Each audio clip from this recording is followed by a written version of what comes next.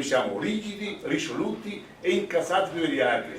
Tra noi che chiediamo soluzioni e ci incazziamo per le soluzioni, quelli che lo fanno di pancia, che non vogliono soluzioni per prenderci i voti, siamo di quelli che sono incazzati, che lavorano pesantemente per le soluzioni, ma non per la pancia. Con la pancia non risolvi i problemi.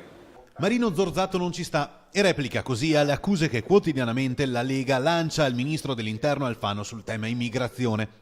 La prossima settimana il prefetto di Venezia ha convocato i sindaci veneti per smistare i nuovi arrivati, ma la colpa, secondo Zorzato, non è solo del titolare del Viminale. Siamo seri, però diciamo che il tema Mare Nostrum o Triton riguarda l'Europa con la Mogherini, riguarda la difesa con le navi con la Pinotti, riguarda gli esteri con Gentiloni e quando sono sbarcati riguarda Alfano, perché bisogna anche dire la verità. La presa di posizione di Zorzato è avvenuta a margine della presentazione del simbolo con cui Area Popolare sosterrà la corsa di Flavio Tosi. Lavoro, sicurezza, impresa, sanità, sociale. Questi sono i temi che caratterizzano normalmente un amministratore locale e questo è il nostro filo conduttore. Non ci sono i vitalizi nel programma di Area Popolare perché, sostengono i candidati, in Veneto sono già stati tagliati. Mi meraviglio che questi candidati a presidente non siano informati. I vitalizi non ci sono più, adesso c'è un altro sistema e se un consigliere vuole se li paga